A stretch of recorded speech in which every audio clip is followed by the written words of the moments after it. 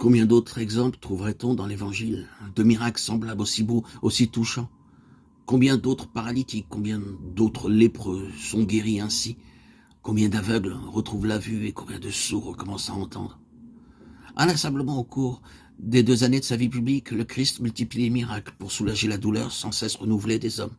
Et toujours, il ne demande qu'une seule chose, indispensable. C'est que de toute son âme on croit en lui.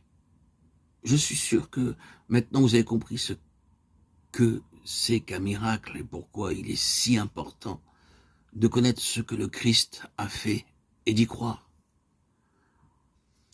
Mais je voudrais encore vous faire comprendre un autre sens qu'ont ces faits extraordinaires. Vous montrer une autre intention que Jésus a eue en les accomplissant. Beaucoup de ces miracles dans le sens que le Christ se proposait de faire et ce qu'il nous voulait laisser deviner aux hommes que peu à peu, quand par exemple il sauve ses amis du naufrage sur le lac de Tibériade, c'est exactement ce qu'il fait tous les jours pour chacun de nous. Lorsque nous sommes secoués durement par la vie, lorsque notre âme même est menacée et que nous sentons qu'il nous protège, qu'il veille sur nous. Quand il guérit un lépreux ou quelque infirme, c'est exactement ce qu'il fait encore pour chacun de nous.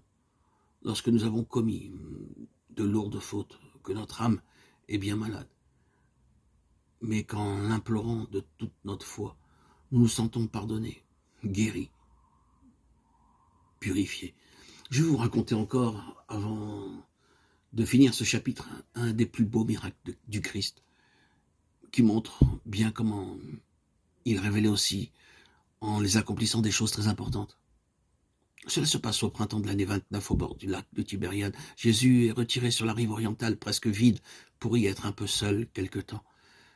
Mais la foule enthousiaste apprend où il se cache, et franchissant une bonne dizaine de kilomètres, de nouveau l'entoure, avide d'écouter ses leçons.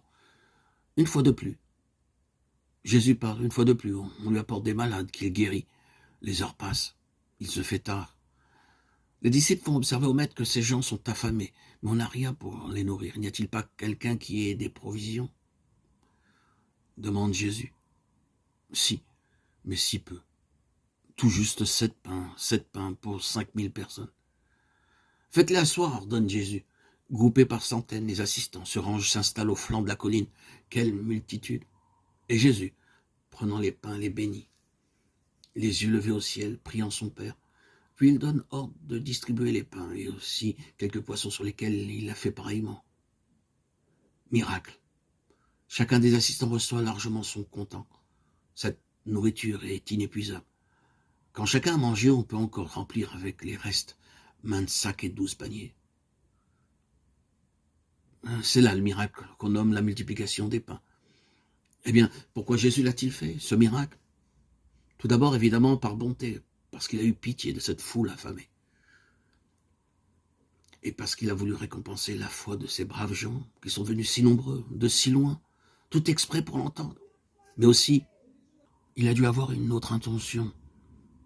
En faisant ainsi donner du pain à toute une foule, n'a-t-il pas voulu montrer qu'il était celui qui donne au monde la véritable nourriture, celle qui ne nourrit pas seulement les corps, mais les âmes? C'est si vrai qu'un peu plus tard, resté seul avec ses disciples qui, émerveillés, lui parlent de ce prodige, il leur dit: « Vous êtes étonnés et vous venez vers moi parce que vos corps ont été rassasiés.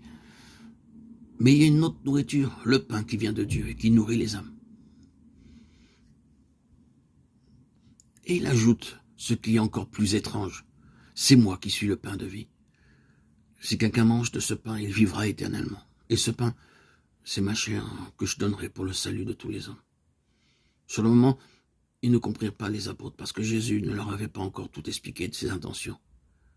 Mais vous, mes enfants, si vous songez à votre communion, à cette nourriture inlassablement multipliée, à cette petite parcelle de pain, qui, vous le savez bien, vous rend meilleur, et vous met au cœur une chaleur si douce, vous savez quel sens profond avait eu le miracle, ce qu'est le pain de vie. Je suis sûr que vous le comprenez.